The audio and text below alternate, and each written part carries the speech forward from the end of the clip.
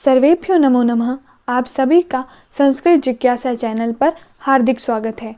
प्रत्येक वर्ष की भांति इस वर्ष भी होली पर्व का आगमन हो चुका है और यह पर्व हमारे जीवन में बहुत सारी उमंगों को लेकर आता है।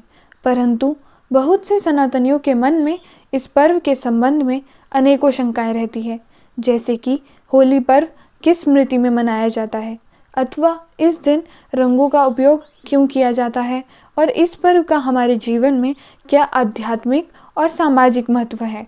इन सभी बिंदुओं पर हम विशेष चर्चा करने वाले हैं। प्रत्येक वर्ष में फाल्गुन मास के कृष्ण पक्ष की पूर्णिमा तिथि को होली त्यौहार मनाया जाता है, जिसे वसंतोत्सव के नाम से भी जाना जाता है। इसके संबंध में पौराणिक कथा भागवत पुराण के सप्तम स्कंद से प्राप्त होती है। नारद जी और युधिष्ठिर का संवाद प्रारंभ होता है, जिसमें वह हिरण्यकशिपु और प्रहलाद की कथा नारद जी युधिष्ठिर को सुना रहे होते हैं। कश्यप ऋषि के आशीर्वाद से दीति नामक साध्वी ने 2 जुड़वा पुत्रों को जन्म दिया, जिनके जन्म लेते ही स्वर्ग, पृथ्वी और अंतरिक्ष में अनेकोत्पात होने लगे, जिनसे सामान्य जन अत्यंत भयभीत हुए। पृथ्वी कांपने लगी, पर्वत थरथराने लगे, आकाश में अनिष्ट की छाया घूमने लगी और पेड़ों को उखाड़ती हुई साएं साएं करती हुई वायु आंधी को निमंत्रण देने लगी। चारों तरफ अंधकार फैलने लगा। वे दोनों पुत्र आदिदैत्य कहलाए। वे दोनों आदिदैत्य जन्म के बाद शीघ्र ही अपने सोने के समान कठोर शरीर से बढ़कर महान पर्वतों के समान हो गए। दोनों ही बालक आकार में लंबे और चौड़ी भुजाओं वाले थे। प्रजापति कश्यप जी ने उनका नामकरण संस्कार किया। उनमें से जो पहले उत्पन्न हुआ था उसका नाम हिरण्याक्ष नाम से विख्यात हुआ और दूसरे का नाम हिरण्यकशिपु रखा गया। हिरण्याक्ष का वध वराह रूपधारी भगवान विष्णु ने किया। हिरण्याक्ष की मृत्यु को सुनकर हिरण्यकशिपु का शोक संतप्त हो गया। भगवान विष्णु को ही भाई की मृत्यु का कारण मानकर हिरण्यकशिपु क्रोध से उद्विग्न हो गया। वह अपनी सभा को संबोधित करते हुए कहने लगा कि हे दानवों, हे दैत्यों, मेरी बात ध्यान से सुनो। मैं जैसा बोलता हूँ तुम वैसा ही करो। तुम सभी दैत्य यह तो जानते हो कि मेरे प्यारे भाई की हत्या विष्णु ने की है। यद्यपि वह देवता और दैत्यों के प्रति समान दृष्टि रखता है, परंतु फिर भी देवताओं ने उसे अपनी ओर कर रखा है। इसीलिए हिरण्यकशिपु विचार करता है कि मैं अजय, अजर, अमर और संसार का एक छत्र सम्राट बन जाऊं, जिससे कोई भी मेरे सामने खड़ा तक न हो सके। इसीलिए वह मंदराचल की एक घाटी में जाकर अत्यंत गंभीर तपस्या करने लगा। वहां हिरण्यकशिपु हाथ ऊपर उठाकर आकाश की ओर देखता हुआ पैर के अंगूठे के बल पृथ्वी पर खड़ा हो गया। उसकी तपस्या से प्रसन्न होकर ब्रह्मा जी ने उसे दर्शन दिए और कहा, हे पुत्र, हे हिरण्यकशिपु, उठो पुत्र, तुम्हारा कल्याण हो। अब तुम्हारी तपस्या सफल हो गई। मैं तुम्हें वर देने के लिए आया हूँ। तुम्हारी जो इच्छा हो बिना किसी संकोच के मांग लो। मैंने तुम्हारे हृदय का अद्भुत बल देख लिया है।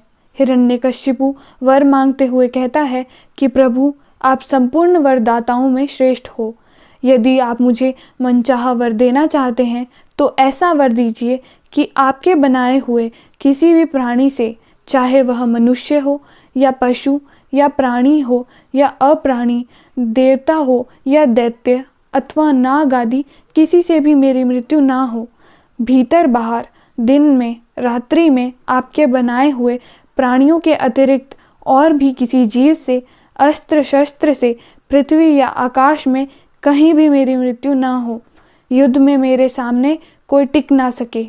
मैं समस्त प्राणियों का एक छत्र सम्राट हो जाऊं। इंद्र आदि समस्त लोकपालों में जैसी हे ब्रह्मदेव आपकी महिमा है, वैसी ही मेरी महिमा भी हो। तपस्वियों और योगियों को जो अक्षय ऐश्वर्य प्राप्त है, वही मुझे भी प्रदान कीजिए।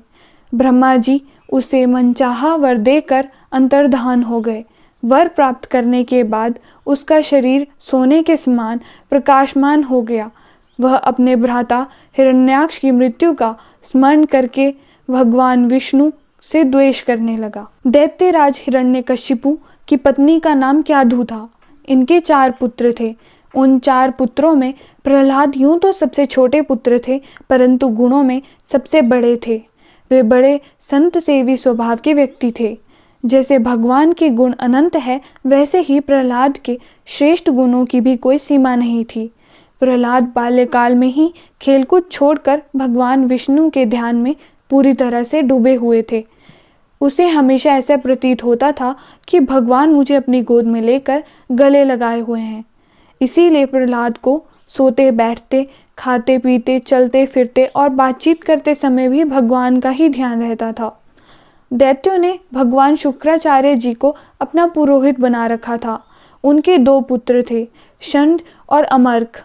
षंड और अमर्क दोनों ही शुक्राचार्य शिष्य राजमहल के समीप रहकर प्रहलाद और अन्य दैत्य पुत्रों को राजनीति, अर्थनीति आदि विषय पढ़ाया करते थे। प्रहलाद गुरु द्वारा उपदिष्ट ज्ञान को सुनकर ज्यों का त्यों ही उन्हें सुना भी दिया करते थे।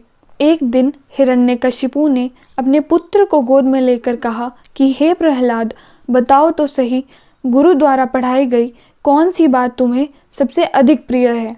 प्रहलाद ने कहा, हे तात, संसार के सभी प्राणी अहम और मम अर्थात मैं और मेरे, इन 2 झूठे बंधन में पड़कर सदा ही अत्यधिक बेचैन रहा करते हैं।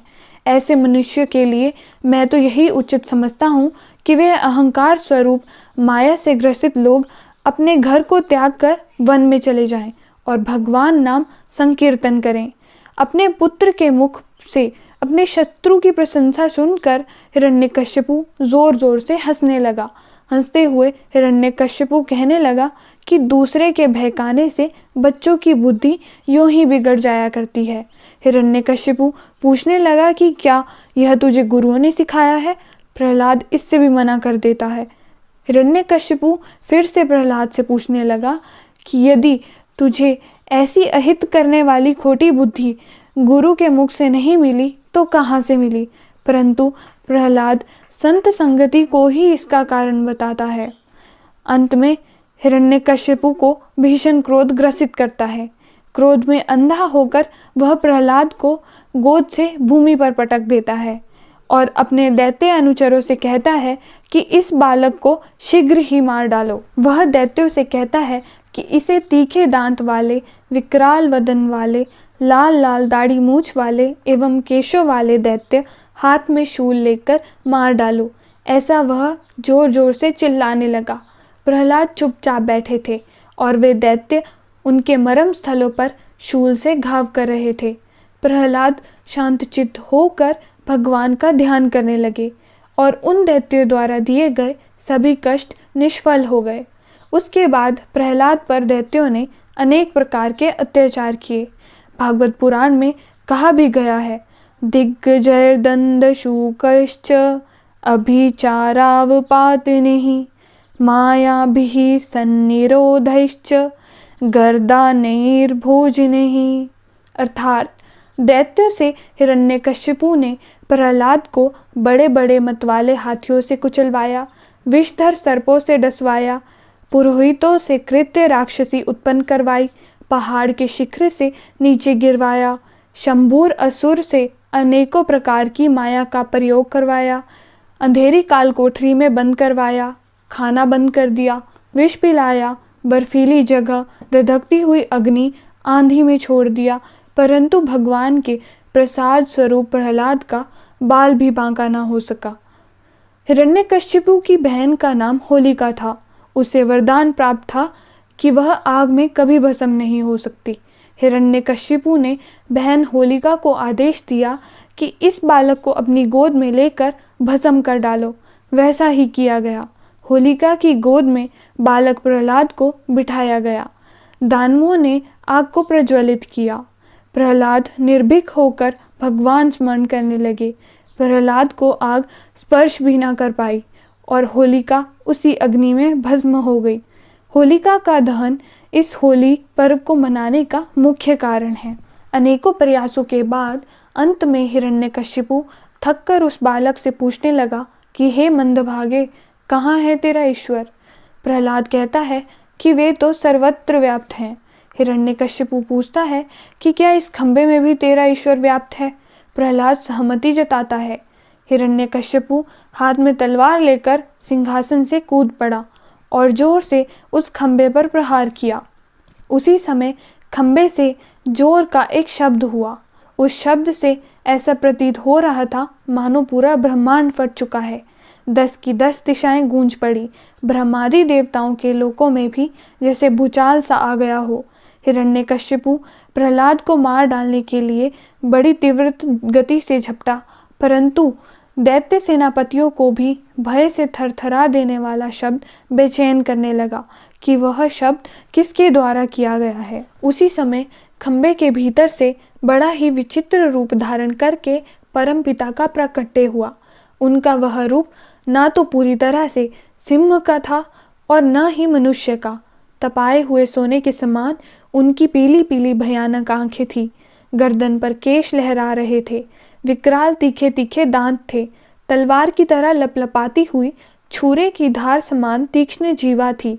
फूली हुई नासिका और खुला हुआ मुख पहाड़ी गुफा के समान अद्भुत जान पड़ता था।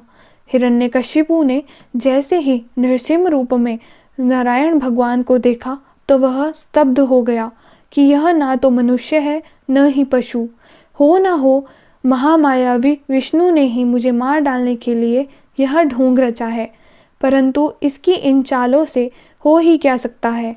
ऐसा कहता हुआ और सिंहनाद करता हुआ दैत्यराज हिरण्यकश्यपु भगवान नृसिंह पर टूट पड़ता है और गदा से प्रहार करने लगा।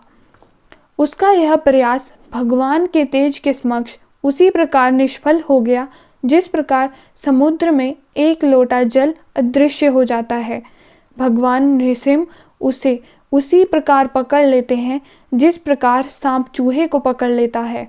उसे नृसिंह भगवान दरवाजे पर ले जाते हैं और संध्या काल में उसके वक्ष तल को अपनी तीक्ष्ण नाखूनों से चीर डालते हैं। इस कथा में दैत्यराज हिरण्यकशिपु अहंकार का प्रतीक है, प्रहलाद ईश्वर प्रणिधान और त्याग का प्रतीक है और भगवान नृसिंह उस अहम भाव के निवारक हैं।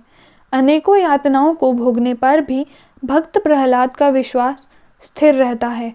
और आज के समाज की बात की जाए तो हमारे जीवन में आने वाले थोड़े कष्टों से ही हम भगवान को कोसने लगते हैं और उनकी सत्ता पर संदेह करने लगते हैं। भगवान यदि चाहते तो आरंभिक यातनाओं में भी भक्त प्रहलाद की रक्षा कर सकते थे, परंतु भक्त की भक्ति की गहनता को जानने के लिए भगवान उचित समय की प्रतीक्षा कर रहे थे। हमें भी भक्ति मार्ग का इसी तरह अनुसरण करना चाहिए। होली को वसंत ऋतु में मनाया जाता है और वसंत ऋतु आरंभिक काल से ही हर्ष और उल्लास से भरी रहती है। इसीलिए गीता में भी कहा गया है, ऋतु नाम कुसुमाकरः। इसीलिए गुलाल के रंगों से होली पर्व को मनाया जाता है।